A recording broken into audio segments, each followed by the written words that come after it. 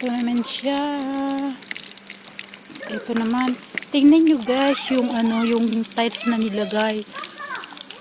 Parang totoong isda, parang totoong may isda siya pero tiles lang siya. Kala nyo ba?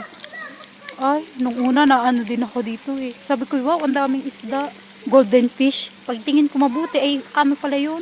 Tiles lamang. Ayan mo siya. Oh, may dolphin pa nga eh. Ayan oh. Ayan.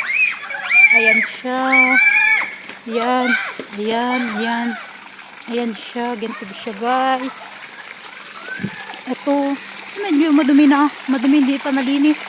Pero ayan pa oh. Continuous pa ang tubig niyan. Pero wala naman siyang isda. Mayroon lang dyan mga bulate. Tsaka mga butete. Kung alam nyo yun. Yan o. Mga butete kasi black ng tubig. Di butete.